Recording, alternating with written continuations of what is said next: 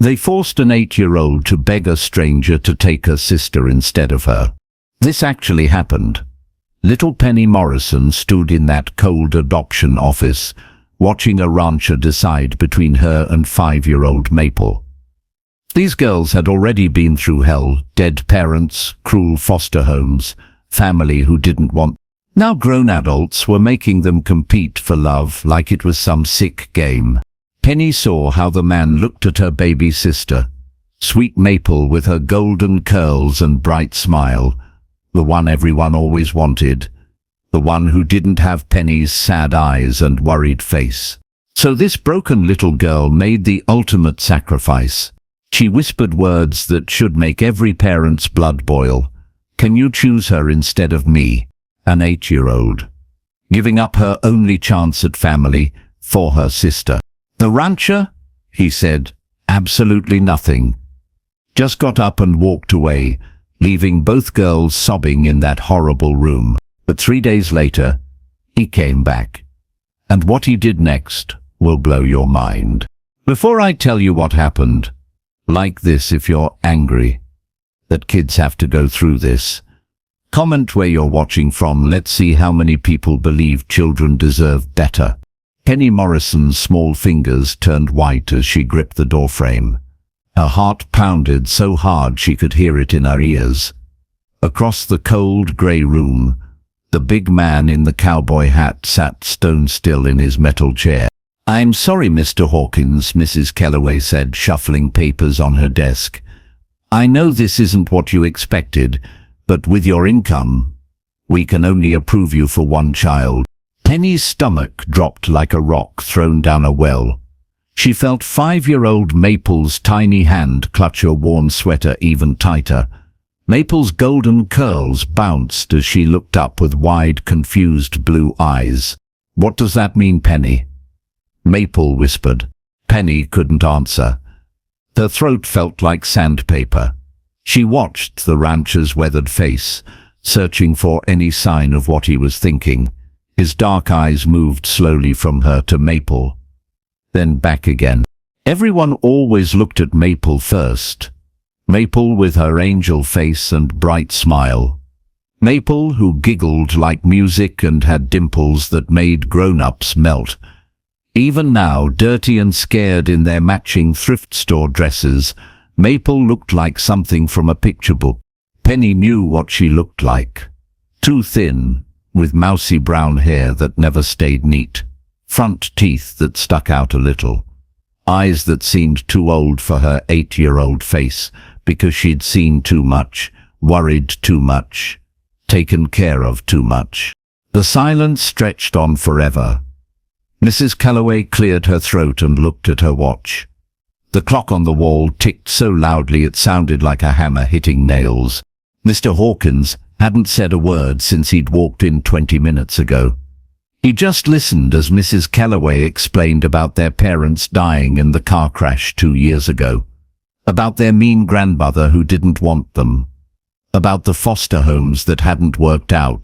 Penny's chest felt tight, like someone was squeezing her ribs. She'd promised Mama before the accident that she'd always take care of Maple. That was her job, being the big sister, the protector, the one who made sure Maple was safe and happy. And Maple deserved a real home. She deserved a daddy who would read her stories and teach her to ride horses and tuck her in at night. She deserved everything good in the world. Penny's hands started shaking. She knew what she had to do. Taking a deep, trembling breath, she stepped forward. Her voice came out smaller than a whisper, so quiet she wasn't sure anyone would hear. "Can you choose her instead of me?" The words hung in the air like smoke. Mrs. Calloway's pen stopped moving. The ticking clock seemed to get louder. Mr. Hawkins didn't move. His face didn't change. He just stared at Penny with those dark eyes that seemed to see right through her. "Penny, no!" Maple's voice cracked as she started to cry. "I don't want to go without you." But Penny kept looking at the rancher. Her chin wobbled, but she forced herself to stand up straighter. She'd made her choice. If only one of them could have a family, it should be Maple. Sweet, perfect Maple, who deserved all the love in the world. She's really good, Penny whispered, her voice getting stronger. She doesn't cry at night anymore, and she helps with dishes, and she knows all her letters. She'll be the best daughter ever, I promise. Tears rolled down Maple's cheeks. Penny, please don't make me go alone. Mrs. Calloway leaned forward, her voice gentle but worried. Honey, that's not how adoption works. We don't ask children to make these choices. But Penny barely heard her. She was watching Mr. Hawkins, waiting for him to nod, to smile at Maple, to make the choice that would give her little sister everything she deserved. Instead, something strange happened.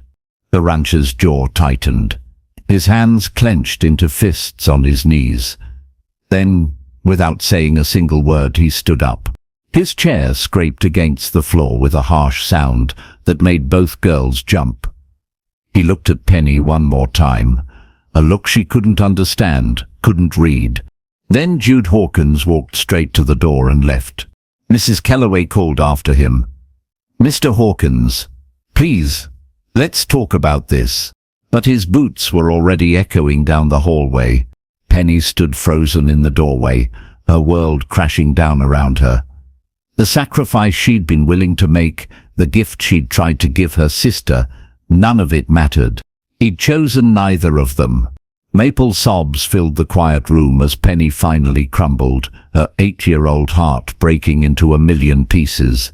3 days crawled by like 3 years. Jude Hawkins drove his dusty pickup truck down the long gravel road to his ranch, the same road he'd driven 1,000 times before. But today, everything felt different, wrong, like the whole world had shifted sideways and nothing fit together anymore. The wooden sign at the entrance read, Hawkins Ranch, established 1952. His grandfather had built this place with his own hands. His father had raised cattle here for 40 years, and for the past 5 years, since Elena died, Jude had been here all alone. Too alone. The house sat at the end of the road like a giant sleeping animal. White paint peeling on the shutters, front porch that stretched across the whole front, with the swing Elena had hung there 6 years ago. The swing they'd planned to push their children on back when they still believed children would come. Jude parked the truck and sat staring at that empty swing. The chain creaked in the wind, making a lonesome sound that matched the ache in his chest. Inside the house, silence pressed down like a heavy blanket. The kitchen table had 2 chairs, but Jude only ever used one. The living room had a couch big enough for a whole family, but only his dent marked the spot where he sat each night. Upstairs, 3 bedrooms stood empty except for his own. Elena had painted the smallest room yellow. Good for a boy or girl, she'd said with that hopeful smile that used to light up everything. The paint was faded now and dust covered the windowsill where she'd planned to put a rocking chair. Jude made himself a sandwich he didn't want, and ate it without tasting anything. Then he walked outside to check on the cattle, trying to push away the memory of 2 little girls holding onto each other like they were drowning. The cows didn't care about his problems. They needed hay and fresh water, and someone to fix the broken fence post in the south pasture. Simple problems with simple solutions. Not like the mess he'd left behind at that adoption office. Can you choose her instead of me? The little girl's whisper followed him everywhere. Even now, 3 days later, he could see her face, thin and pale, but determined. Ready to sacrifice everything for her sister. Just like Elena would have done. That's what had hit him like a punch to the gut in that grey office. The way that skinny 8-year-old had stepped forward, chin up, ready to give up her only chance at a family. Elena had been like that too. Always putting others first, always finding ways to love bigger than seemed possible. When the doctors said they couldn't have children, Elena had cried for 1 day. Then she dried her tears and said, "Well then, we'll love the children who need us most." They'd started the adoption papers the week before she died. A truck rumbled up the drive, pulling Jude from his dark thoughts. Mrs. Beatrice Thorne climbed out, carrying a covered dish and wearing the kind of worried expression that meant she was going to ask questions he didn't want to answer. Beatrice had been his neighbor for 15 years, ever since she'd moved to the little house on the next property after her husband passed. She was 73 years old, with silver hair always pulled back in a neat bun, and she had a way of seeing right through people that reminded Jude of his own grandmother. "You look like something the cat dragged in," she said, not bothering with hello. She handed him the dish, probably her famous pot roast, and studied his face with sharp blue eyes. "What happened in town the other day?" Jude tried to brush past her into the house, but Beatrice Thorne didn't brush easily.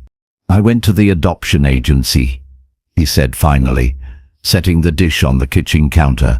And the whole story came tumbling out. The two girls, the impossible choice, the way the older one had whispered her question with so much love it had torn his heart clean in half. The way he'd walked out like a coward instead of fighting for what was right. Beatrice listened without interrupting, her weathered hands folded in her lap. When he finished, the kitchen fell quiet, except for the old clock ticking on the wall. "That little girl," Beatrice said slowly. "She reminds you of Elena." It wasn't a question. Jude nodded, his throat too tight to speak. "Elena would have found a way," Beatrice continued. "She would have figured out how to take both those babies home, even if she had to sell everything she owned to do it." "I'm not Elena," Jude said. "No," Beatrice agreed. "But you loved her, and she loved you enough to teach you what real love looks like." She stood up and patted his shoulder with one gentle hand. "The question is, are you going to let her down now?" That night, Jude sat on his front porch as the sun set behind the mountains. The empty swing creaked beside him, and somewhere in the distance, a calf called for its mother. He thought about Elena's yellow room upstairs, about two little girls who needed someone to choose them, about promises made to the woman he'd loved more than life itself. By the time the stars came out, Jude Hawkins had made up his mind. He was going back to town. Jude's boots hit the floor of the adoption office like thunder. Mrs. Kellaway looked up from her desk, her coffee cup halfway to her lips, and nearly dropped it when she saw his face. Gone was the quiet, uncertain man who'd walked out 3 days ago. This Jude Hawkins had fire in his eyes and steel in his jaw. His hands were clenched at his sides, and he moved with the kind of purpose that made people step out of the way. "Mr. Hawkins." Mrs. Kellaway stood up quickly, papers scattering to the floor. "I wasn't expecting." "I need to see them," Jude said, his voice rough but determined. "Both of them. Right now." Mrs. Kellaway blinked rapidly, clearly flustered. "Well, the girls are at their temporary foster placement. I'm not sure this is the right time." "Ma'am," Jude interrupted, and something in his tone made her stop talking. "I've spent the last 3 days thinking about what happened in this room. About that little girl who was willing to give up everything for her sister, and I've come to a decision." He pulled out a chair and sat down heavily, like a man preparing for the most important conversation of his life. "Call them, bring them here, please." An hour later, Penny and Maple walked through the door holding hands, so tightly their fingers were white. Penny's eyes were red and puffy, like she'd been crying for days. She wouldn't look at Jude, just stared at her worn sneakers and tried to make herself invisible. Maple stayed pressed against her sister's side, but her blue eyes kept sneaking glances at the big rancher, who'd walked away from them. Mrs. Kellaway had explained that Mr. Hawkins wanted to talk to them, but Penny was sure she knew what that meant. He'd come back to tell them why he couldn't take either of them. Maybe to explain why they weren't good enough, weren't worth the trouble. But Jude Hawkins did something unexpected. He got down on his knees. Right there on the cold linoleum floor, this tall, strong man lowered himself until he was at Penny's eye level. When she still wouldn't look at him, he waited. patient as a man watching cattle, gentle as someone handling a hurt animal. "Penny," he said softly. She finally lifted her head, and Jude felt his heart crack at the pain in her young eyes. "I owe you an apology," he said. "When I walked out of here 3 days ago, I hurt you, and that wasn't fair. You deserved better than that." Penny's chin started to wobble, but she pressed her lips together hard, trying to be strong. "I want to tell you why I left," Jude continued. "It wasn't because I didn't want you. It wasn't because you said something wrong. I left because what you did, offering to sacrifice yourself for your sister, it reminded me of someone very special, someone who taught me what real love looks like." He glanced at Mrs. Calloway, who was dabbing at her eyes with a tissue. "My wife Elena died 5 years ago. We wanted children more than anything in the world, but we couldn't have our own. We were going to adopt, just like this, when she got sick." His voice got quieter, more careful. "Elena always put other people first, always found ways to make the impossible happen. Just like you did, Penny." Maple had stopped hiding behind her sister and was staring at Jude with wide, curious eyes. "When you asked me to choose your sister instead of you, it broke my heart," Jude said. "Not because I didn't want to help, but because no child should ever have to make that choice. No 8-year-old should have to decide who deserves love more." Penny's tears were flowing freely now, but she didn't look away. "So I went home, and I did some thinking, and some math, and I talked to my bank." Jude's mouth lifted in the first real smile either girl had seen from him. "I'm not here to choose one of you." The room got very, very quiet. "I'm here to take you both home," Mrs. Calloway gasped. Maple's mouth fell open, but Penny just stared at him like he'd spoken in a foreign language. "Both?" she whispered. "Both," Jude said firmly. "I sold my prize bull, Thunderbolt, worth more than my truck. I took out a loan against the ranch. It won't be easy and we won't have much extra money for a while, but we'll have each other. All 3 of us." Mrs. Calloway leaned forward, her professional mask slipping. "Mr. Hawkins, the financial requirements are very strict. Taking on 2 children when you were only approved for 1.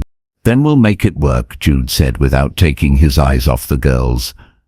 "I've got 3 bedrooms in that house that have been empty too long. I've got a barn full of animals that need taking care of, and a garden that could use some help. I've got more love stored up than I know what to do with."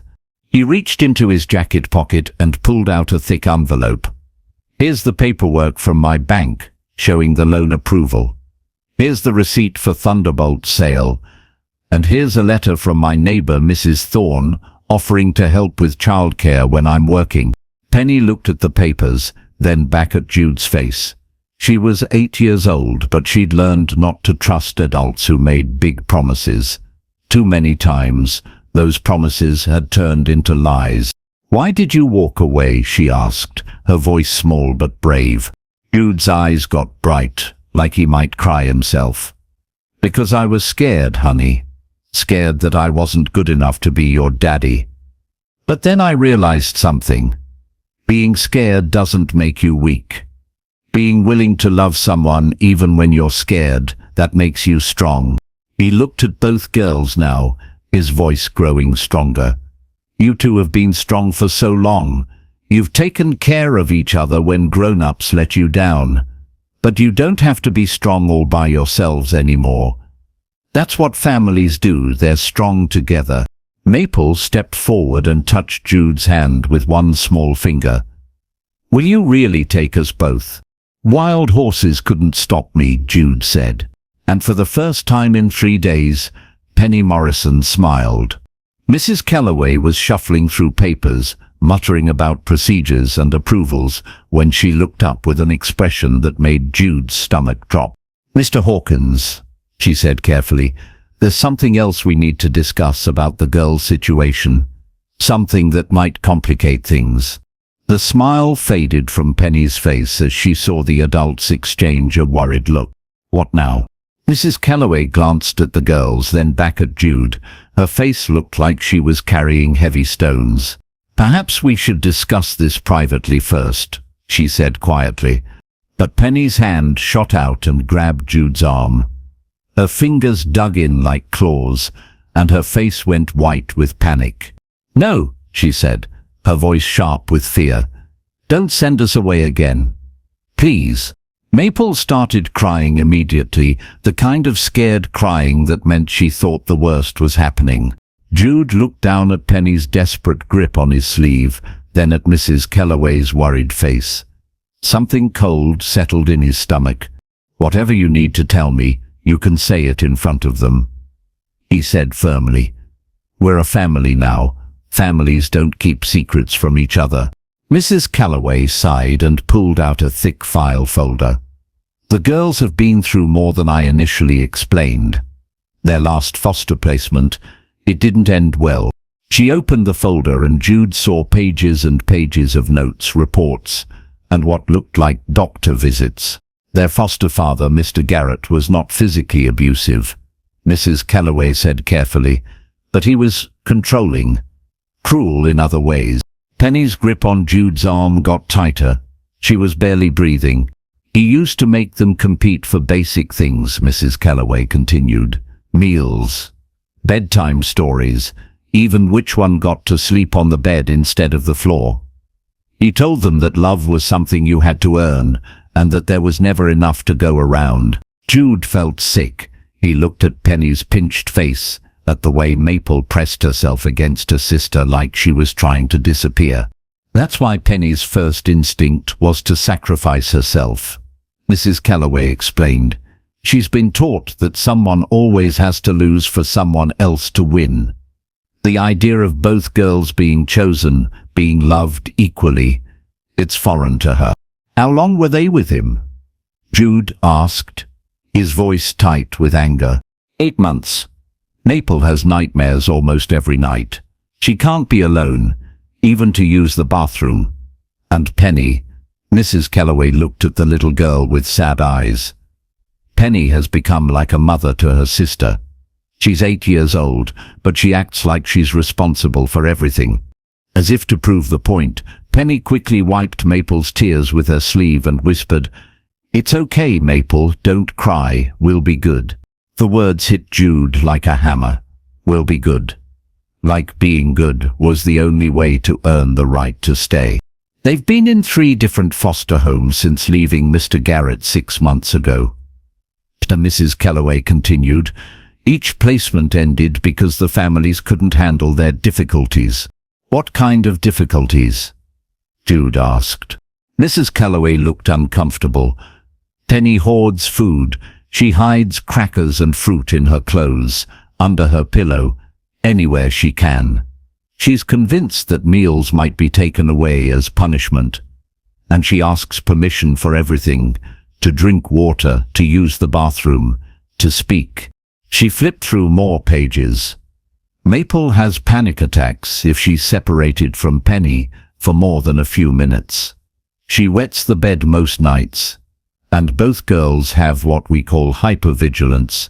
They're always watching adults, waiting for the anger, the punishment, the rejection." Jude knelt down again, this time taking both girls' hands gently in his own.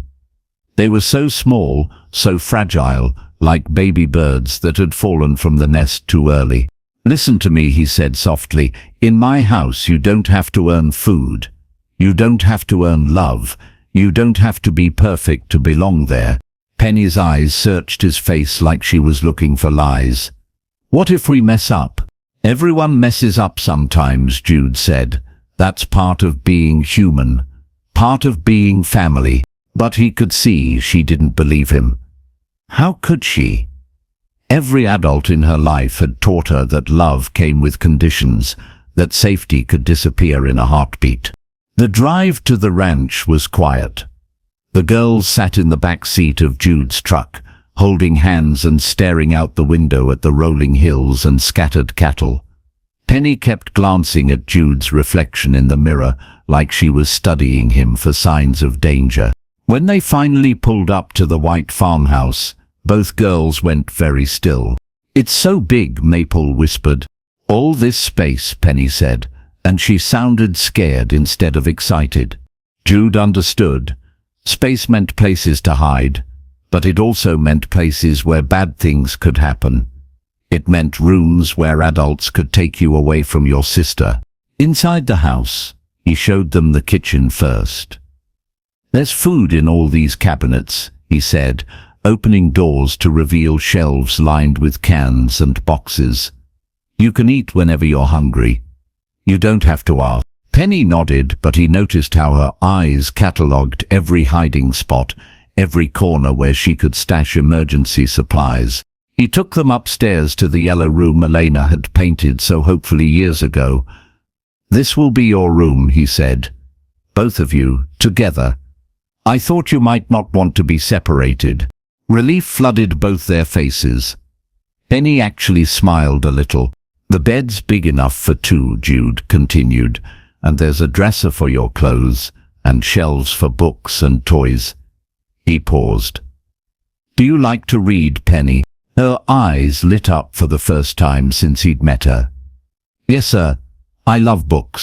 "Well then, we'll have to get you some of your own." At dinner, Jude made spaghetti and meatballs, simple, kid-friendly food. But the girls barely touched their plates. They sat perfectly straight, hands folded, waiting for permission or instruction. "Go ahead and eat," Jude said gently. They took tiny bites, chewing slowly, watching his face the whole time, like they were waiting for him to snatch the food away, to tell them they didn't deserve it. Jude's heart broke a little more with every careful, fearful bite. After dinner, he ran a warm bath for them. Maple clung to Penny's hand even as they got ready for bed. When he came to tuck them in, he found them curled up together in the center of the big bed, taking up as little space as possible. "Good night, girls," he said softly from the doorway. "Good night, sir," Penny whispered back. As Jude headed downstairs, he heard them whispering to each other in the dark. He couldn't make out the words, but the tone was urgent, worried. Planning, maybe. Or preparing for disappointment. He sat on his front porch as the stars came out, thinking about broken little birds and wondering if love alone would be enough to help them learn to fly again. From upstairs he heard a sound that made his blood run cold. Crying.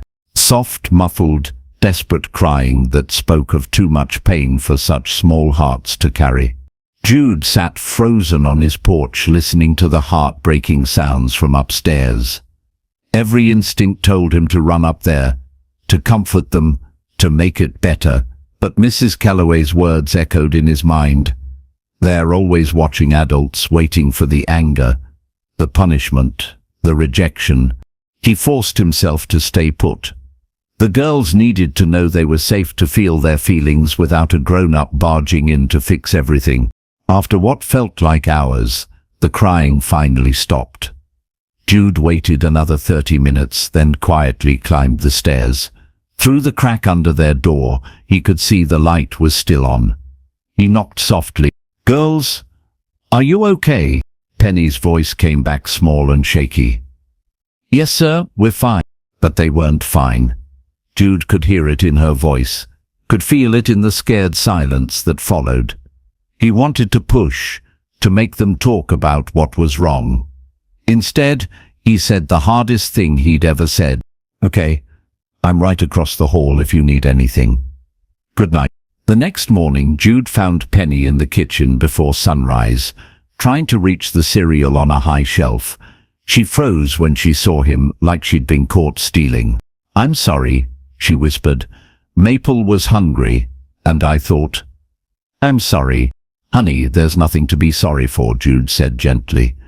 He reached up and got the cereal down, along with bowls and milk. "You don't have to sneak around for food. This is your home now." But he noticed how she still asked permission before pouring the milk, how she took the smallest possible serving for herself while making sure Maple got plenty. That afternoon, while the girls napped, Jude drove to town. He came back with a surprise that made his heart pound with nervousness. Would this help, or would it be too much? When Penny woke up, she found a stack of books on her bed. Not old, worn library books, but brand new ones with crisp pages and bright covers. Anne of Green Gables, Charlotte's Web, The Secret Garden, and 5 others. There was a note on top in Jude's careful handwriting. These are yours forever. No one can take them away. Penny picked up the first book with shaking hands. She opened it and saw written on the inside cover, "For Penny Morrison Hawkins. Love." She stared at those words for a long time. Morrison Hawkins. Like she really belonged somewhere. Like she was part of a real family. That evening she curled up in the living room chair and read while Jude worked on ranch papers at the kitchen table. For the first time since they'd arrived, she looked truly peaceful. With Maple, Jude discovered that animals were the key to her heart. Despite her timid nature around people, she lit up when she saw the barn cats rubbing against the fence posts. "Can I pet them?" she asked one morning. "Of course," Jude said. "That orange one is Buttercup. She loves to have her ears scratched." Maple approached the cat slowly, her whole face bright with wonder when Buttercup purred and rubbed against her hand. It was the first genuine smile Jude had seen from her. "She likes me," Maple whispered. Amazed. "Animals are good judges of character," Jude said. "If Buttercup likes you, that means you have a kind heart." Soon Maple was helping him feed the chickens every morning. She was still scared of the big cattle, but she loved the baby calves. Jude showed her how to hold a bottle for them, how to let them suck on her fingers with their rough tongues. "They think I'm their mama," she giggled one afternoon as a calf nuzzled her shoulder. "Taking care of something smaller than you makes you strong," Jude told her. "Not weak."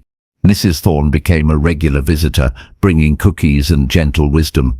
She taught the girls to braid friendship bracelets and showed Maple how to French braid Penny's hair. Simple, normal things that made the big house feel more like home. But progress was slow and shaky.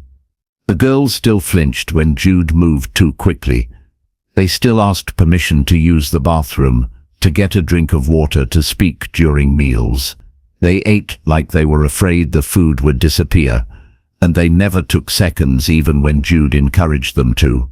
At night, he could hear them whispering to each other through the walls. Making plans, he suspected, deciding what they'd do if this all fell apart like everything else in their lives. 3 weeks after they'd arrived, a thunderstorm rolled across the valley. The wind howled around the house, and lightning split the sky like angry fingers. Jude was reading in his bedroom when he heard it. A sound that made his blood freeze. Screaming. Not just crying this time, but full-blown panic screams from the yellow room. He ran down the hall and found both girls huddled in the corner, wrapped around each other, shaking like leaves. Maple was sobbing so hard she could barely breathe, and Penny was rocking back and forth, making a low keening sound. "It's okay," Jude said, dropping to his knees beside them. "It's just thunder. You're safe." But they weren't hearing him.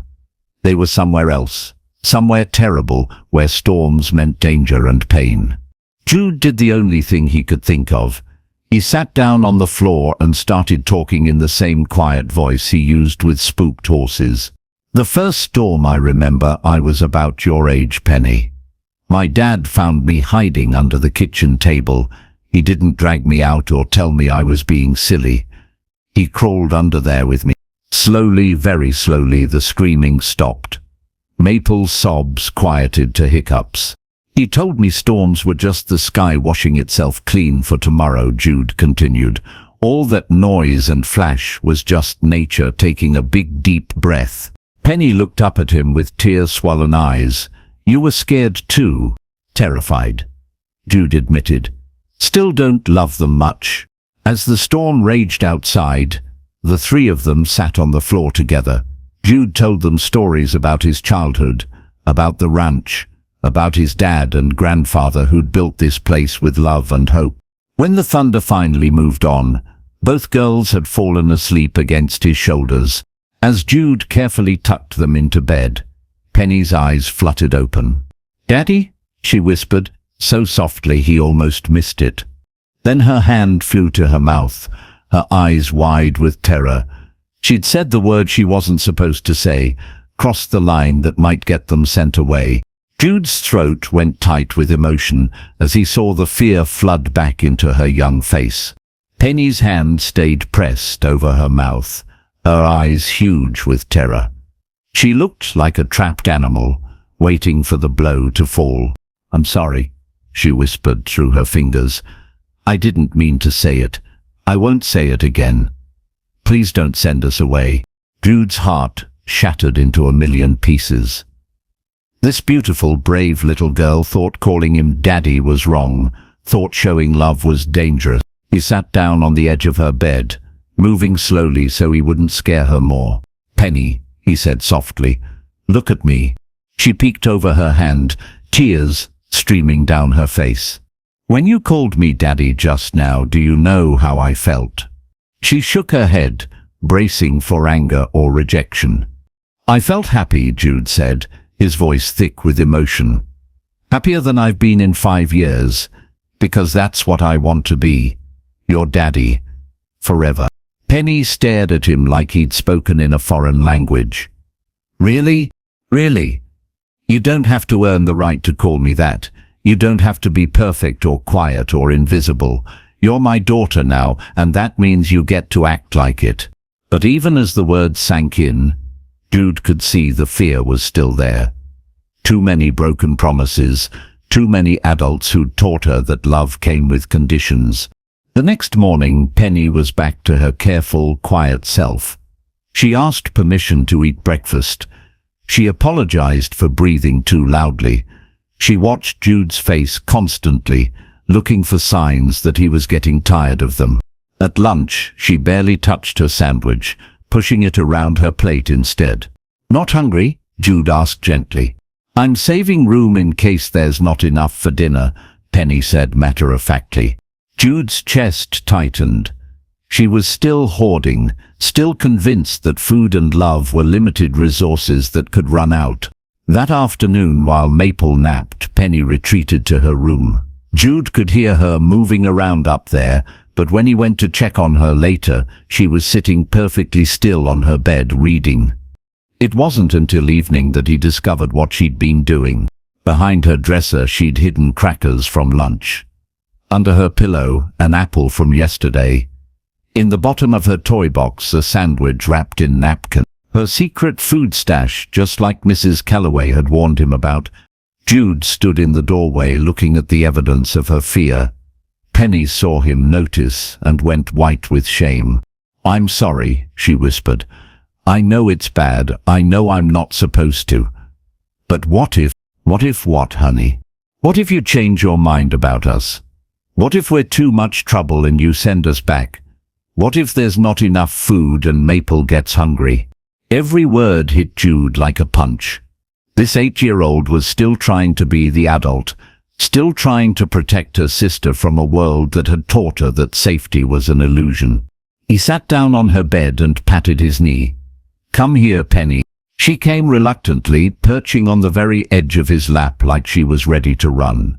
"I need to tell you about my wife," Jude said. "About Elena." Penny went very still, listening. Elena died in a car accident 5 years ago. It was raining, and the roads were slick, and sometimes bad things just happen to good people. His voice got quiet. "I loved her more than anything in the world. When she died, I thought my heart would never work right again." Penny's small hand crept into his, offering comfort to him for once instead of the other way around. "Before she died, Elena and I tried for years to have a baby.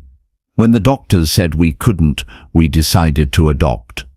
We painted that yellow room upstairs, bought toys and books, dreamed about the children we'd love. But then she died," Penny said softly.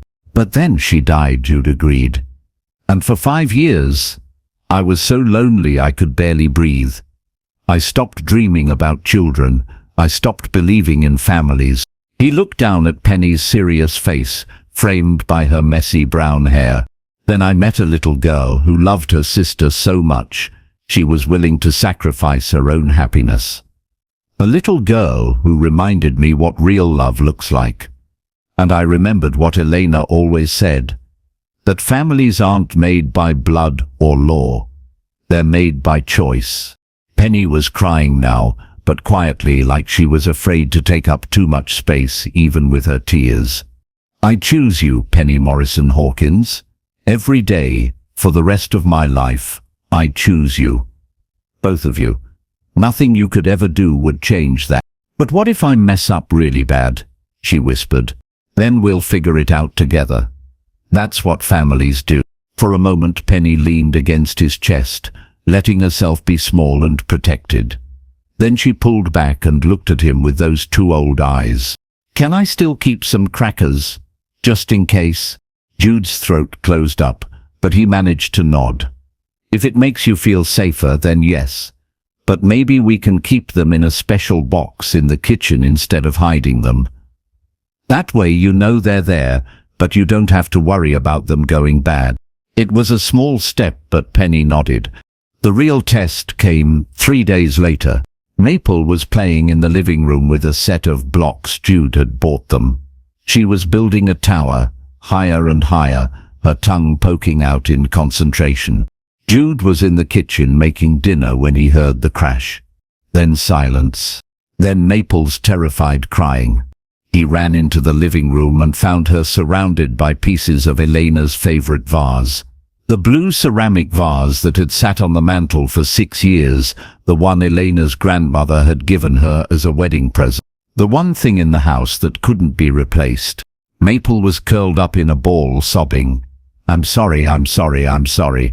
Penny came running downstairs and saw the broken pieces. Her face went deathly pale. It was an accident, she said quickly, stepping in front of her sister. I did it. Punish me instead. Both girls were shaking, waiting for the explosion. For the anger. For the words that would tell them they'd finally crossed the line. Finally proven they were too much trouble to keep. Jude looked at the broken vase. At Elena's precious memory scattered across the floor. At two little girls who were convinced they'd just destroyed their chance at happiness. And he made the choice that would define their family forever. Jude knelt down among the broken pieces of Elena's vase. His hands moved slowly, carefully picking up each shard of blue ceramic. The girls watched in terrified silence, waiting for the storm. Instead, Jude's voice was gentle when he spoke. Accidents happen, he said simply. Things break. That's okay. Maple peeked out from behind her hands. You're not mad? Mad at you? For an accident? Jude shook his head. Honey, this vase was special to me because it reminded me of someone I loved. But you know what? Both girls stared at him. My wife Elena would have loved you both so much, and she would have said the same thing I'm saying now. People are more important than things. He reached over and gently pulled Maple into a hug. Broken vase forgotten. Are you hurt? Did any pieces cut you? No, Maple whispered against his shoulder.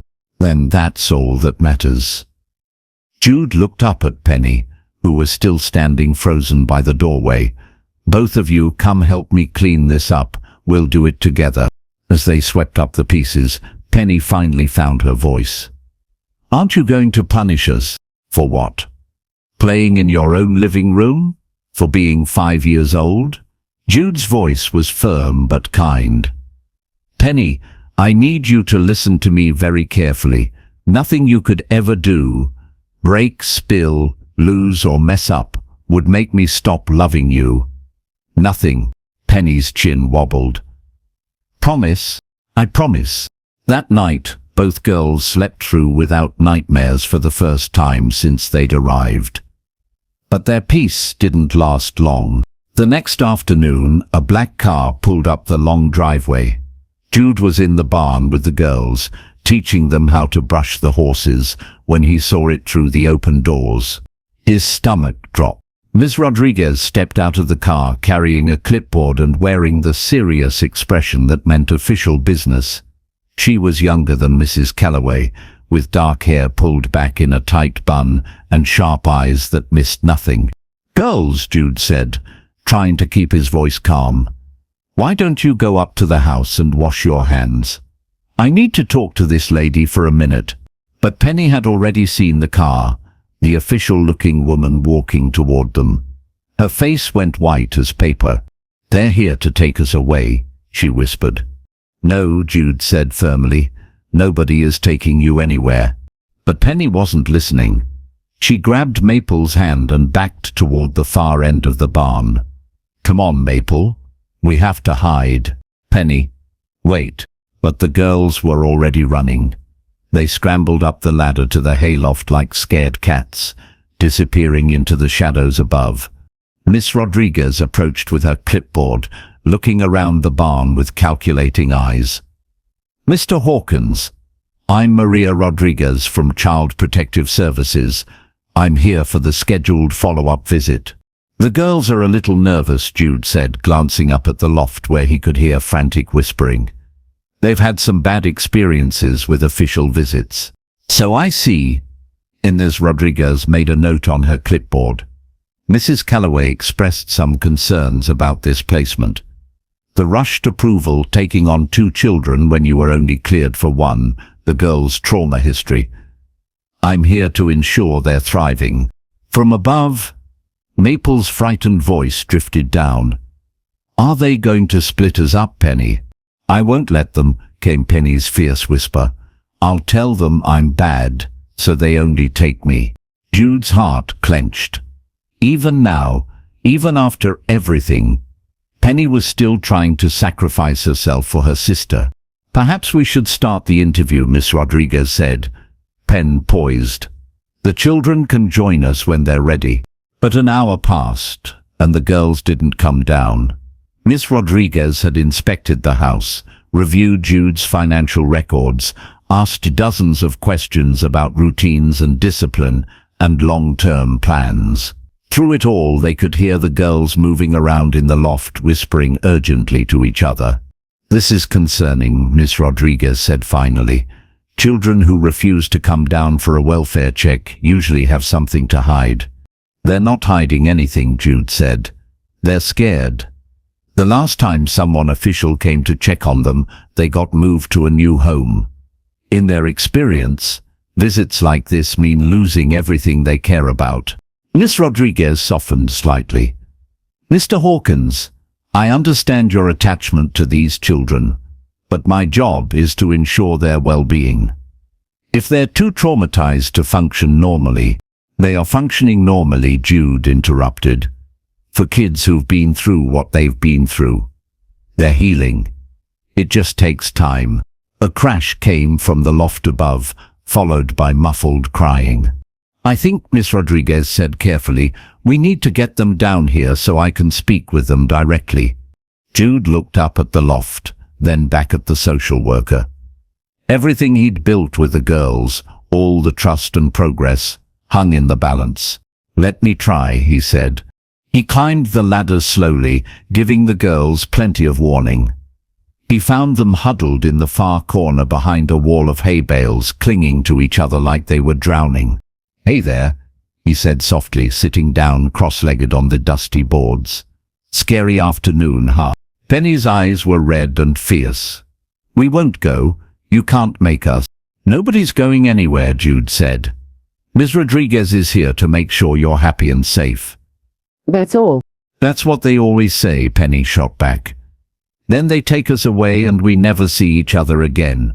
Maple was sobbing quietly, her face buried against Penny's shoulder. "I want to stay with you, Daddy. I want to stay here." The word Daddy hung in the dusty air. Below them, Jude knew Miss Rodriguez could hear everything. "Then let's go tell her that," Jude said gently. "Let's go show her how much we love each other and how good we are together. Can you be brave for me? Both of you." Penny looked at him for a long moment, weighing trust against fear. Finally, she nodded. "Okay, but if she tries to take Maple, I'm going to bite her." Despite everything, Jude almost smiled. "Let's try talking first." When they climbed down from the loft, Miss Rodriguez was waiting with a much gentler expression than before.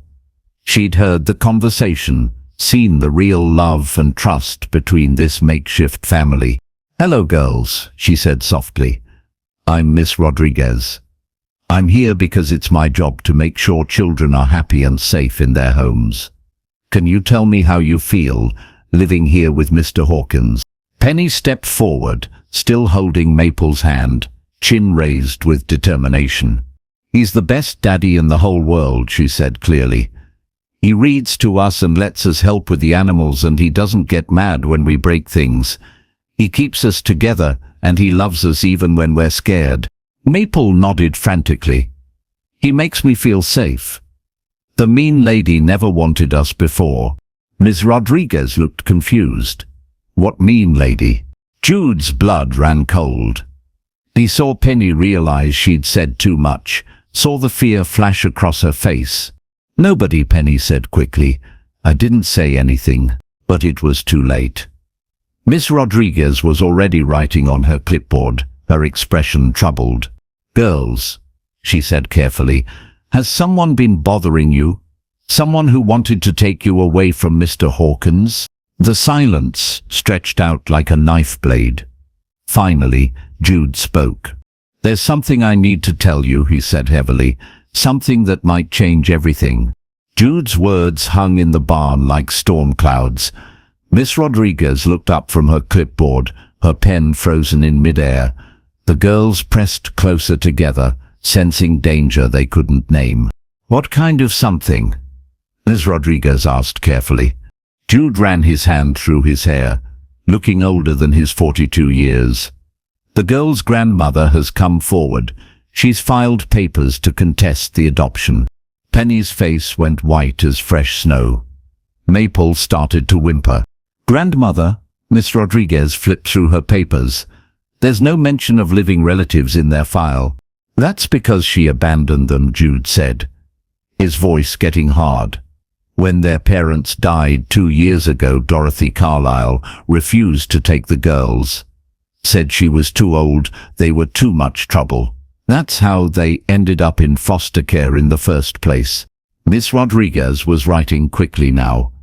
"And now she wants custody. Her lawyer contacted me yesterday. Apparently she's had a change of heart."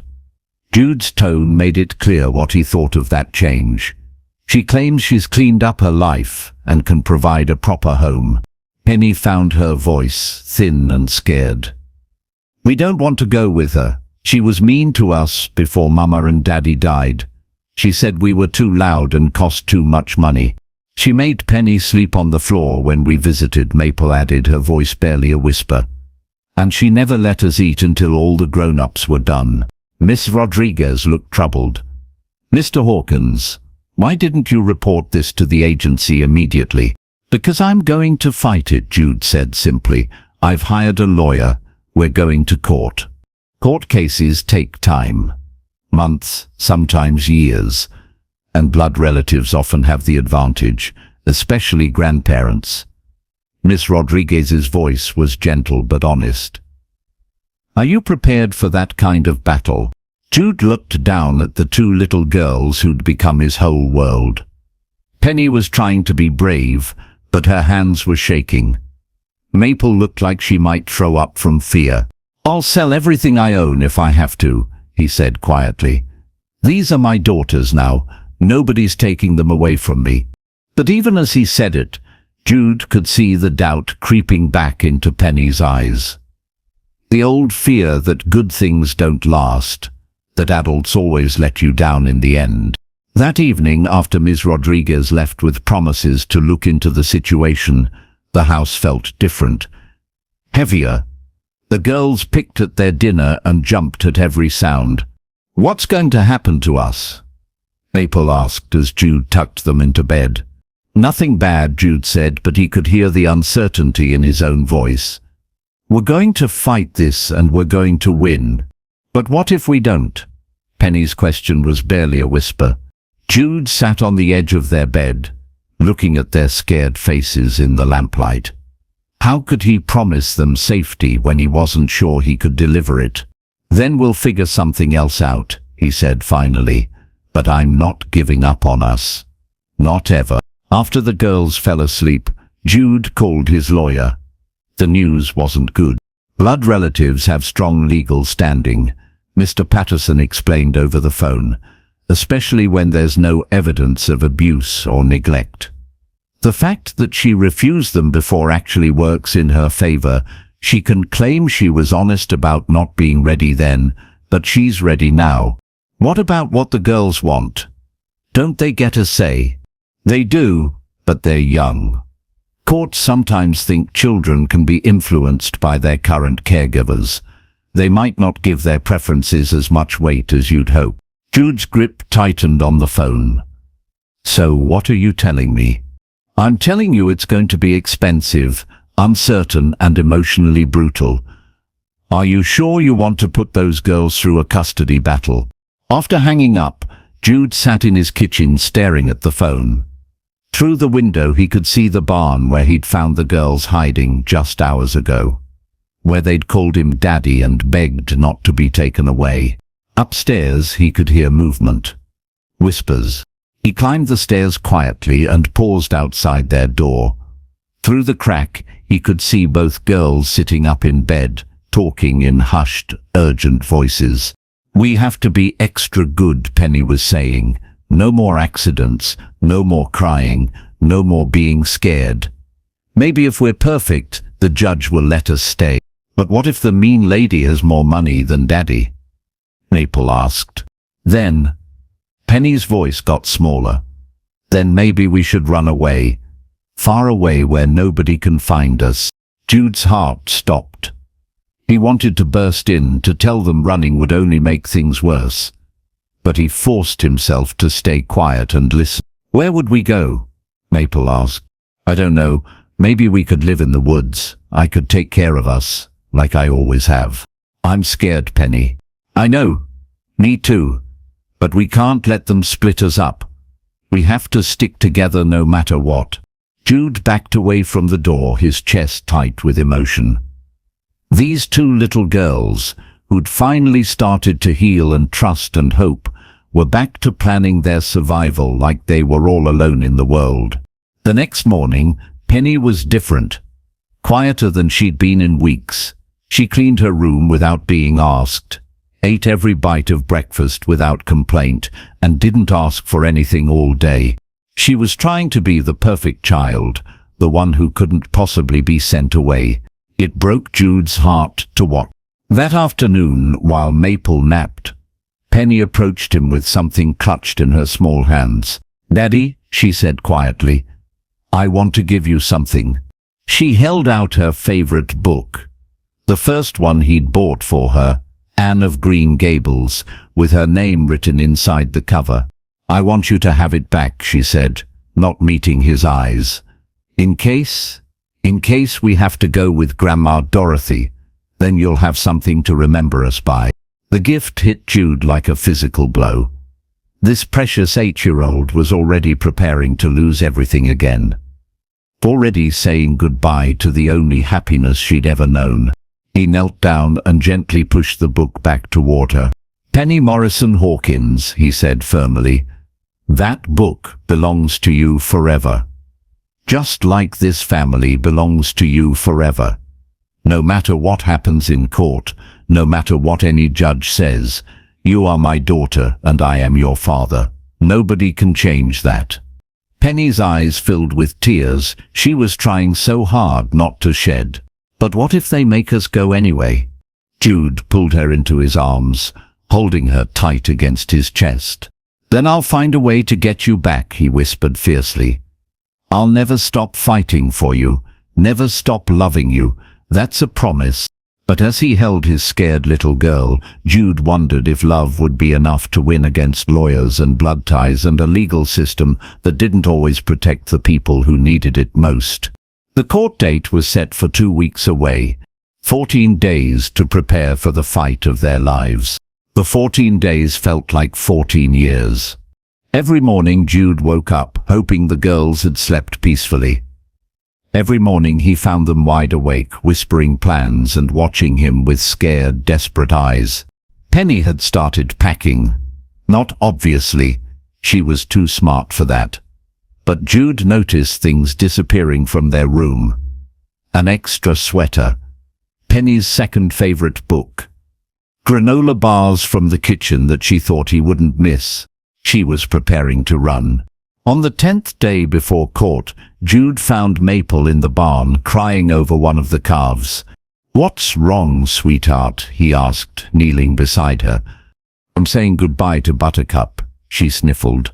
"Penny says we might have to leave soon, and I want her to remember me." The words cut through Jude like a knife. These children were living in constant terror, saying goodbye to everything they loved because they'd learned that happiness never lasted. That night he heard them through the walls again. But this time, their whispers were different. More urgent. More final. "Tomorrow morning," Penny was saying. "Before he wakes up, we'll take the trail through the woods like he showed us. We can hide until all the grown-up stuff is over. But what if we get lost?" Maple's voice was tiny with fear. "We won't. I'll take care of us. I always have. What about Daddy? Won't he be sad?" Penny was quiet for a long time. When she finally spoke, her voice was thick with tears she was trying to hold back. "He'll be sad for a little while. But then he'll be okay. And at least this way, we get to stay together. Nobody can split us up if they can't find us." Jude closed his eyes, his heart breaking. Penny was 8 years old, and she was planning to live in the wilderness rather than risk being separated from her sister. The courage and desperation of it left him speechless. He should go in there, stop them, explain why running away would only make things worse.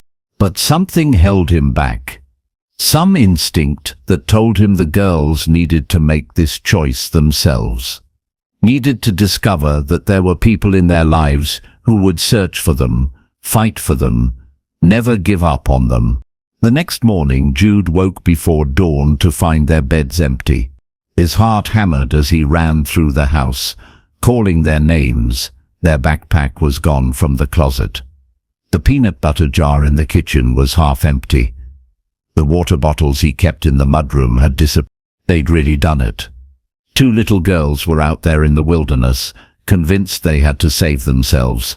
Jude called the police, then Mrs. Thorne, then every neighbor within 10 miles.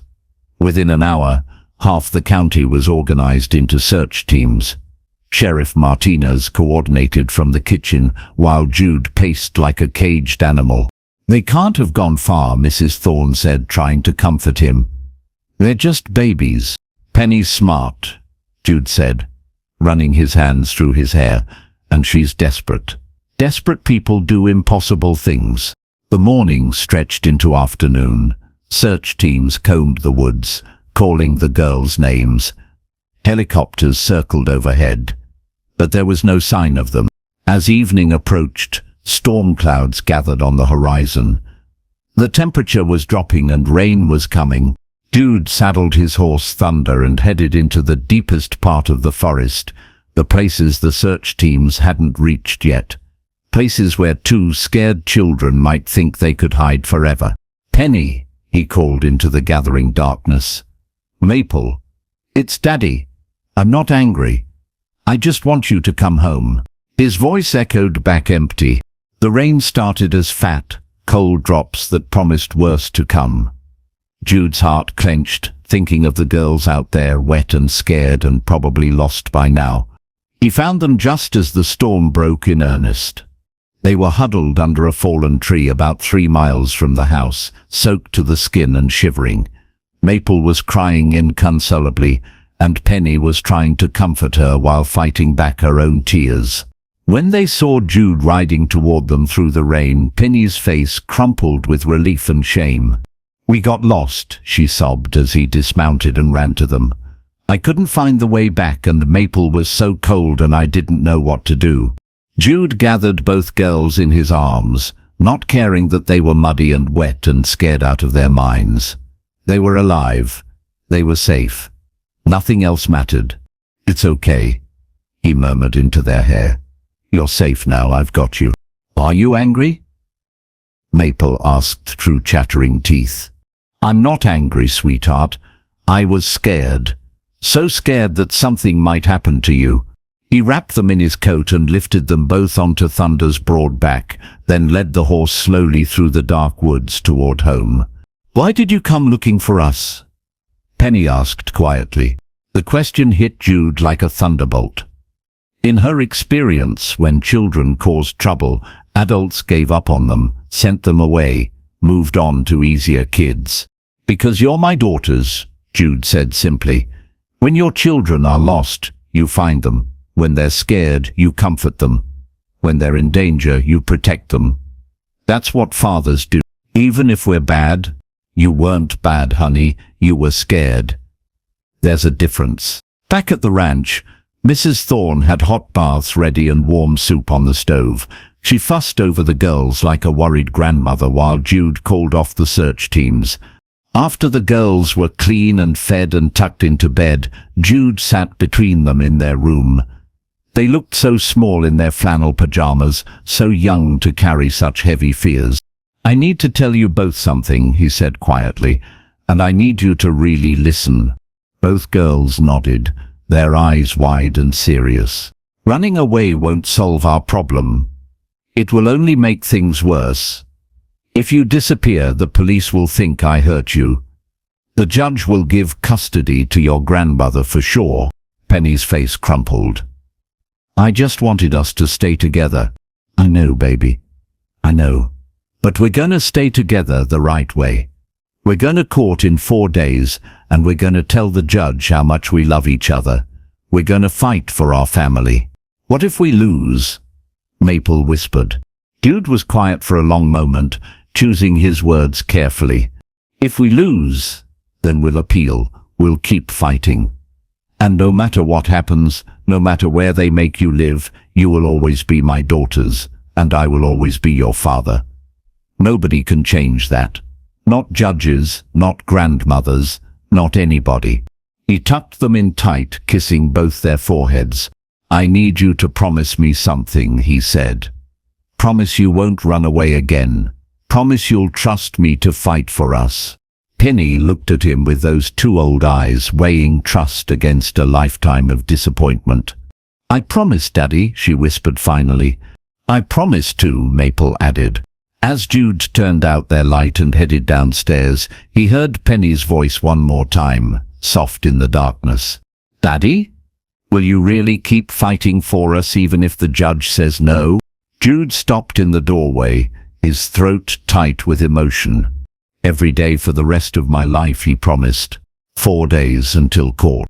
4 days to prepare for the most important battle any of them would ever fight. The courthouse felt like a giant stone monster swallowing them whole. Jude walked through the heavy doors with Penny and Maple on either side of him, their small hands gripping his so tightly, his fingers went numb. The girls wore their best dresses, simple blue ones that Mrs. Thorne had bought specially for today. Penny had braided Maple's hair with shaking fingers that morning, and Jude had helped her with the bow. They looked like angels, scared, fragile angels who didn't understand why their future was being decided by strangers in black robes. "Remember," Jude's lawyer, Mr. Patterson, whispered as they found their seats. "Answer the questions honestly, but keep your answers short. And girls," he looked at Penny and Maple kindly, "the judge isn't trying to be mean. He just wants to understand what's best for you." Across the courtroom, Dorothy Carlyle sat with her own lawyer. She looked different than Jude had expected. Smaller, older, wearing a navy blue suit and pearls. Her grey hair was styled perfectly, and she held herself like someone used to getting her way. When she saw the girls, her face softened into what might have been a smile. But Penny shrank closer to Jude, and Maple actually whispered behind his back. "She looks the same," Penny breathed. "Mean eyes even when she's pretending to be nice." Judge Morrison, no relation to the girls despite the shared name, was a tall man with white hair and kind but serious eyes. When he spoke, his voice filled the whole room. "This is a custody hearing to determine the best interests of Penny and Maple Morrison," he began. "We have two parties seeking custody, Jude Hawkins, the prospective adoptive parent, and Dorothy Carlyle, the children's maternal grandmother." Mrs. Carlyle's lawyer stood up first. He was a sharp-faced man in an expensive suit who spoke like he was giving a speech. "Your Honor, blood relations matter. Mrs. Carlyle is these children's only living relative. She admits she made mistakes in the past, but she's spent the last 2 years getting her life in order. She now has a stable home, adequate finances, and the wisdom that comes with age." He painted a picture of Mrs. Carlyle as a reformed grandmother who'd learned from her mistakes. He talked about family bonds and blood ties and the importance of children knowing their roots. "Mr. Hawkins is a single man with no experience raising children," the lawyer continued. "He took on more than he was approved for, against agency guidelines. These traumatized children need a stable female influence, not an overwhelmed bachelor playing house." Every word hit Jude like a punch to the stomach. When it was Mr. Patterson's turn to speak, he stood up slowly, like a man preparing for battle. "Your Honor, Mr. Hawkins didn't just take these children in. He saved them. When Penny asked him to choose her sister over herself, he chose to find a way to save them both. That's the kind of man he is." Mr. Patterson presented evidence of the girls' progress, school reports showing improved grades, medical records showing better sleep and fewer anxiety episodes, testimony from neighbors and teachers about positive changes. "Mrs. Carlyle had her chance," he said firmly. "When these children's parents died, she turned her back on them. She said they were too much trouble, too expensive, too loud.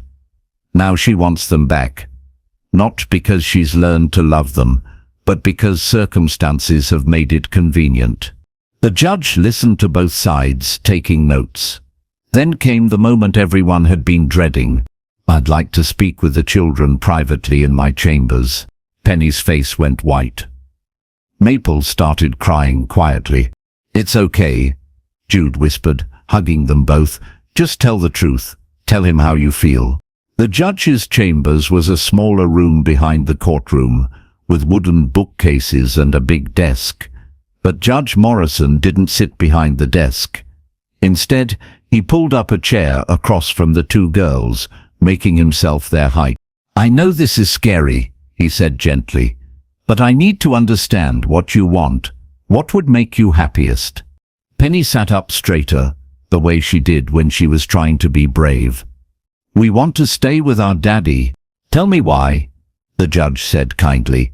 "Because he chose both of us," Penny said, her voice getting stronger. "Everyone else wanted to split us up. They said we were too much work together. But Daddy said families don't get separated just because it's easier." Maple nodded hard. "He reads us stories every night, and he teaches us about the animals. And when I broke his wife's special vase, he didn't get mad. He said people are more important than things." "What about your grandmother?" the judge asked carefully. "Do you remember her?" Penny's jaw tightened. "She made me sleep on the floor when we visited before Mum and Daddy died. She said I was too fidgety for the couch. And she never let us eat until all the grown-ups were done, even when we were really hungry." "She didn't like us then," Maple added quietly. "Why does she want us now?" It was a good question. Too good for a 5-year-old to have to ask. "How do you feel when you're with Mr. Hawkins?" the judge asked. "Safe," Penny said immediately. "Like nobody can hurt us. Like we don't have to worry about being perfect all the time." "He makes me feel like I matter," Maple said, surprising everyone with her grown-up words. "Like I'm not just extra trouble that nobody wants." Judge Morrison asked a few more questions, then sent them back to the courtroom. The wait, while he made his decision, felt like forever. Mrs. Carlyle's lawyer whispered urgently in her ear. Mr. Patterson reviewed his notes. Jude sat with his arms around both girls, trying to stay calm when his heart was hammering like a drum. "Mr. Hawkins, Mrs. Carlyle said suddenly, leaning across the aisle. Perhaps we could work something out. Shared custody, maybe. Visit. But before Jude could answer, Penny spoke up, her voice clear and strong. No, thank you. We don't want visits. We want to stay with our real family. Mrs. Carlyle's face hardened. For just a moment, the mask slipped, and Jude saw the cold, selfish woman the girls remembered. The one who cared more about winning than about what was best for two little girls who'd already lost too much. When Judge Morrison returned, the courtroom went dead silent. This has been a difficult decision, he began. Both parties have presented compelling arguments. However, my primary concern must be the best interests of these children. Penny held her breath. Maple buried her face against Jude's shoulder. Mrs. Carlyle, while I appreciate your desire to reconnect with your granddaughters, your previous rejection of these children cannot be ignored. When they needed family most, you turned them away. Mrs. Carlyle's face went red, but she stayed quiet. Mr. Hawkins, while your methods were unorthodox, the results speak for themselves. These children are thriving in your care. More importantly, they've made their wishes clear. The judge looked directly at Penny and Maple. Sometimes the strongest families are the ones we choose, not the ones we're born into. Mr. Hawkins, your adoption petition is approved. The courtroom erupted.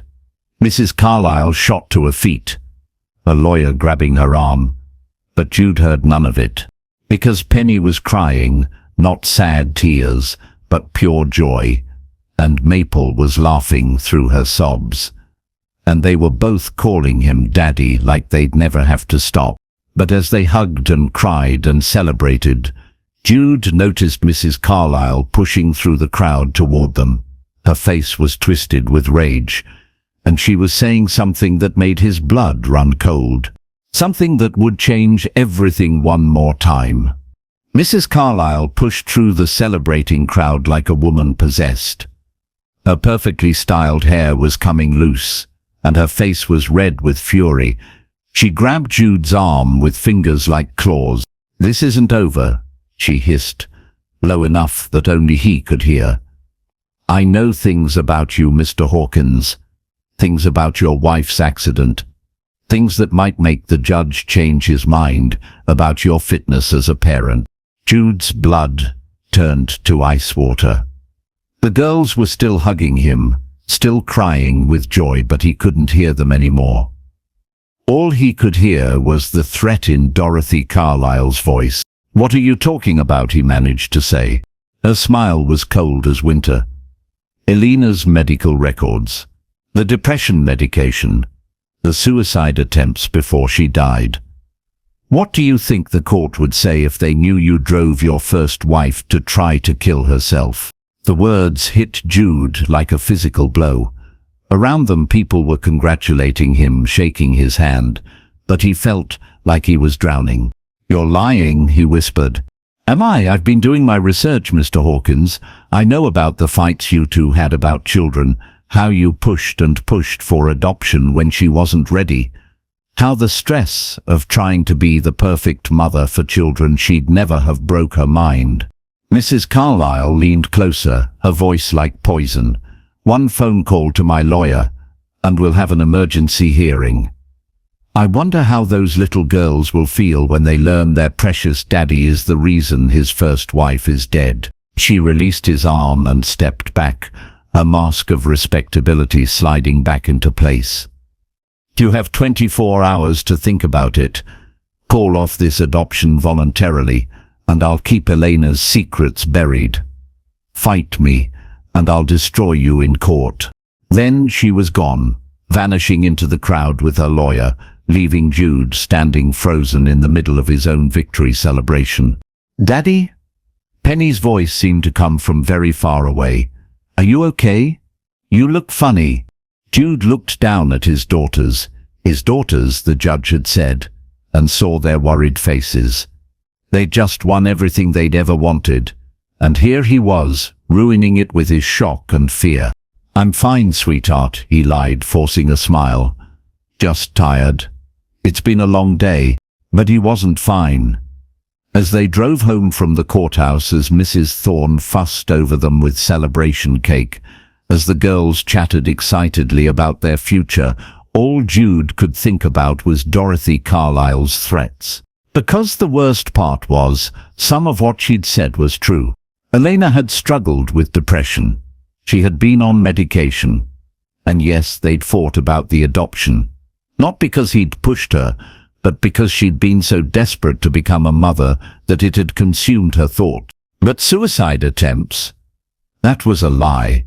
A vicious, horrible, wasn't it? That night, after the girls were asleep, Jude sat in his bedroom staring at the box of Elena's things he'd never been able to go through. Medical records, journals, letters, everything he'd been too heartbroken to face. With shaking hands, he opened the box. Elena's journal was on top, her familiar handwriting filling page after page. Jude flipped through months of entries about their struggles to have children, about the adoption process, about her hopes and fears. Then he found an entry from 2 months before she died, and his heart stopped. I can't do this anymore. The wanting, the hoping, the disappointment. It's killing me inside. Jude tries to be supportive, but I can see the sadness in his eyes too. What if we're not meant to be parents? What if I'm too broken to love a child the way they deserve? Jude's hands trembled as he read on. Dr. Martinez increased my medication again. Says the thoughts I'm having aren't normal. But how can I explain that sometimes when the pain gets really bad, I think about just stopping, just making it all go away so I don't have to hurt anymore. The journal fell from Jude's numb fingers. Elena had been suicidal, not because of anything he'd done, but because the grief of childlessness had eaten away at her hope until there was nothing left. He'd never known. She'd hidden it from him, suffered alone, protected him from the worst of her pain even as it was destroying her. The car accident hadn't been an accident at all, had it? Jude buried his face in his hands, tears streaming down his cheeks. His beautiful, generous Elena had been in so much pain, and he'd been too wrapped up in his own disappointment to see it. But wait. If Mrs. Carlyle knew about Elena's medical records, if she had proof of the depression and medication, she could twist the truth. Make it look like Jude had been an unfit husband who'd driven his wife to despair. A judge might believe that a man who couldn't keep his first wife stable shouldn't be trusted with 2 traumatized children. The next morning, Penny found him sitting at the kitchen table staring at his coffee. "Daddy, are you sad about something?" Jude looked up at his 8-year-old daughter, so wise beyond her years, so attuned to the moods of adults who might abandon her. He had a choice to make. Fight Mrs. Carlyle and risk losing the girls when she revealed Elena's secrets, or give them up voluntarily and save them from a brutal court battle where their father's reputation would be destroyed. Either way, he might lose them. "I need to tell you girls something," he said quietly. "Something important. Can you get Maple and come sit with me?" When both girls were settled on either side of him, their faces serious and scared, Jude took a deep breath. "Do you remember yesterday when that mean lady came over to talk to me after court?" Penny nodded. She looked angry. She was angry. And she said some things that might cause problems for our family. Maple's eyes filled with tears. "Are we going to have to leave?" "I don't know, sweetheart. She wants to fight the judge's decision. She thinks she can find ways to prove I'm not a good father." Penny's face went white. "But you are a good father. The best father. I know you think that, but grown-up courts don't always see things the same way kids do." Jude pulled both girls closer, memorizing the feel of their small bodies against his, the smell of their shampoo, the trust in their eyes. "Whatever happens," he said, his voice breaking slightly, "I need you to know that these have been the happiest months of my life. You two saved me just as much as I saved you." Don't talk like you're saying goodbye, Penny whispered fiercely. We're not going anywhere, we're your daughters now. The judge said so. But even as she spoke, Jude could see the old fear creeping back into her eyes. The knowledge that good things don't last, that adults always find ways to let children down. He was about to speak when the phone rang. Mr. Patterson's voice was grim. Jude, we need to talk. Mrs. Carlyle has filed an emergency motion to overturn yesterday's ruling. She's claiming you withheld information about your wife's mental health history. Jude closed his eyes. When's the hearing? Tomorrow morning. And Jude? She's got Elena's medical records. All of them. I don't know how, but she's prepared to paint a very ugly picture of your marriage. After hanging up, Jude sat with his daughters in the quiet kitchen, watching dust motes dance in the morning sunlight.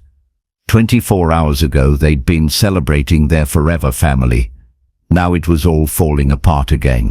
But as he looked at Penny and Maple's determined faces, Jude realized something important. Mrs. Carlyle had made one crucial mistake. She thought destroying him would win her the girls. But she didn't understand what Elena had taught him about love, what the girls had shown him about sacrifice, what real family meant. It was time to stop hiding from the past and start fighting for the future. Girls, he said, standing up with new resolve, get your coats. We're going to see Mr. Patterson. We've got a story to tell, and it's time everyone heard the truth.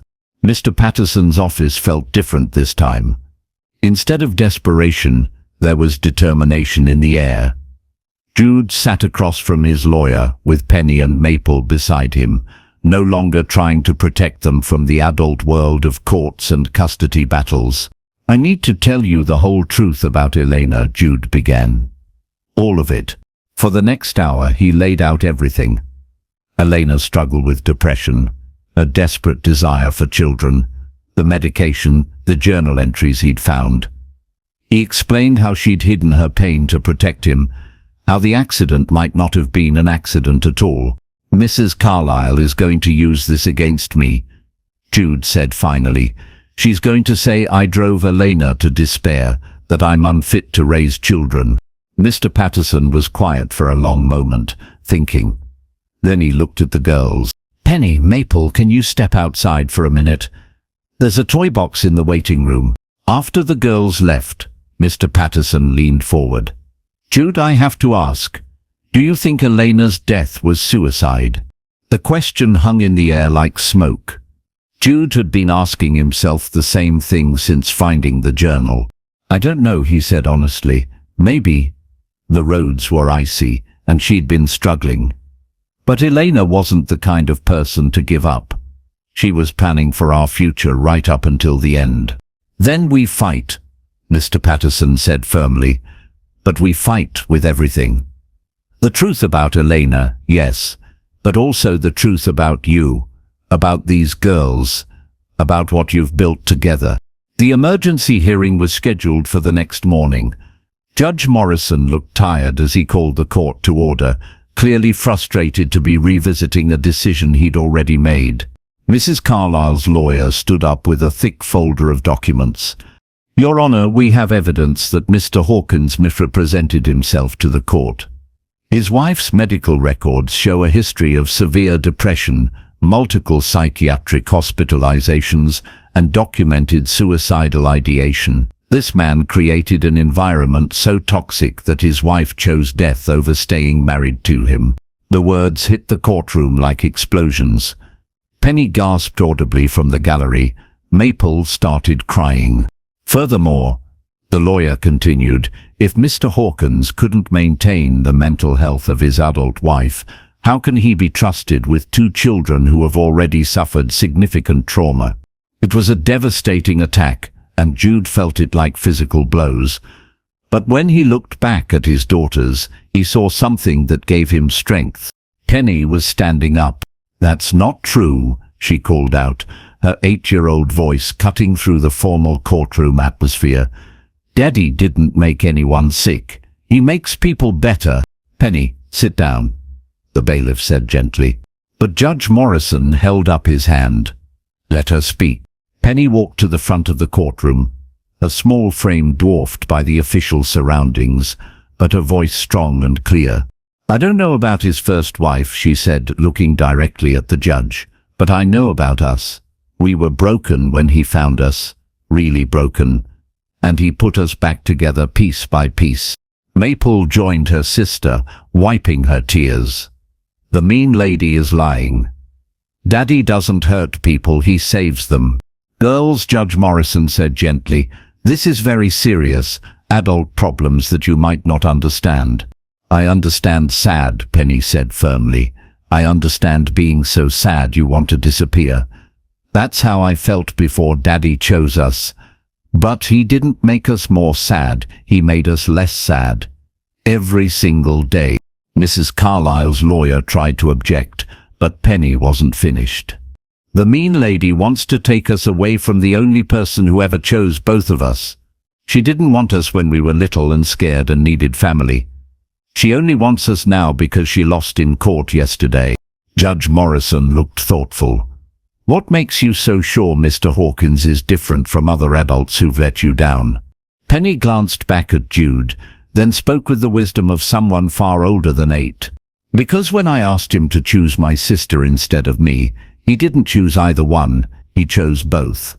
He sold his prize bull and borrowed money and risked everything because he said real families don't get split apart just because it's easier. The courtroom was dead quiet now. Even Mrs. Carlyle's lawyer had stopped shuffling papers. He didn't walk away from us when we were scared or broken or difficult. He stayed. Even when we ran away in the woods and got lost, he came looking for us. He said that's what fathers do. Maple nodded hard. And when I broke his wife's special vase, he said people are more important than things. He said she would have loved us too. Judge Morrison leaned back in his chair, studying the 2 little girls who had just delivered the most powerful testimony he'd heard in years. Mr. Patterson stood up slowly. Your Honor, I'd like to present one final piece of evidence. He pulled out a letter, sealed and aged. This is from Elena Hawkins, written 2 weeks before her death. Jude found it last night in her personal effects. She never sent it, but she wrote it at the adoption agency. With trembling hands, Jude watched his lawyer read Elena's final words, to whom it may concern. If something happens to me before our adoption is finalized, please know that my husband Jude Hawkins is the most loving, patient, generous man I have ever known. My struggles with depression are not his fault. They are a sickness that lived in my mind long before I met him. He has been my light in the darkness, and he will be an extraordinary father to any child lucky enough to be chosen by him. If I cannot be there to help him raise our children, please trust that his love alone will be enough. Some people are born to be parents. Jude is one of those people. Please don't let my broken mind take that away from him. Signed, Elena Marie Hawkins. Silence filled the courtroom like water filling a cup. Mrs. Carlyle's face had gone white. Her lawyer sat down heavily. Judge Morrison looked at the letter, then at Jude, then at the 2 little girls standing bravely in front of his bench. Mrs. Carlyle, he said quietly, did you know about this letter when you filed your motion? She didn't answer, but her guilt was written across her face. Because it seems to me that you've been operating under some misconceptions about Mr. Hawkins and his late wife. This letter, combined with the testimony I've heard today, paints a very different picture than the one your lawyer presented. The judge stood up, and everyone in the courtroom rose with him. The custody decision stands.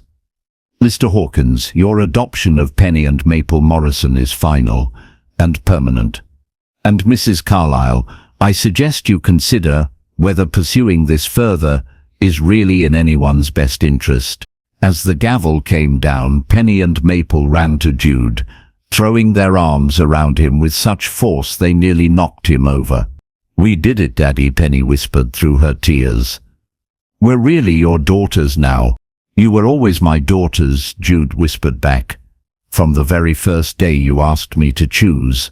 As they left the courthouse together, Jude realized the truth that had been hidden in plain sight all along.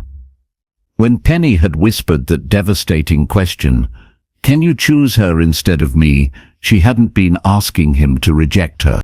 She'd been asking him to prove that love doesn't work that way, that real families don't choose one person over another, that the right answer to an impossible question is to change the rules entirely. His silence that day hadn't been hesitation. It had been the moment he understood that some choices are too important to make quickly, too precious to get wrong. He'd walked away not in rejection but in determination. He'd left to figure out how to do the impossible, to choose both girls when the world said he could only have one. The rancher, who had stayed silent and then took them both, hadn't been taking what was left over. He'd been claiming what was always meant to be his. A family built not on convenience or obligation, but on the radical decision to love without limits. That evening, as they sat on their front porch watching the sunset paint the mountains gold, Penny looked up from her book. "Daddy, will you choose us again tomorrow?" Jude smiled, pulling both his daughters closer. "Every day for the rest of my life, sweetheart. Every single day." And in the distance the wind carried the sound of cattle lowing, horses nickering, and a family that had found each other against all odds finally and forever home. And that's how a rancher's silence changed everything. Sometimes the most powerful choice isn't picking between two options. It's refusing to make an impossible choice at all. Jude Hawkins didn't just adopt two girls that day. He proved that real love doesn't make you choose. It finds a way to choose everyone. Stories like this remind us that families aren't always made by blood. They're made by people brave enough to love without limits, to fight for what's right even when it's hard, and to believe that every child deserves to be chosen. Now I want to hear from you. Drop a comment and tell me where you're listening from, whether it's New York, London, Mumbai, or anywhere in between. Let's see how far this message of hope has traveled around the world. If this story touched your heart, smash that like button and hit subscribe to spread more kindness. Every like helps stories like Penny and Maples reach people who need to hear that love wins. And speaking of amazing stories that will restore your faith in humanity, click on the video appearing on your screen right now. Trust me, you don't want to miss what happens next. Until next time, keep choosing love. Keep fighting for the kids who can't fight for themselves. And remember, sometimes the best families are the ones we choose.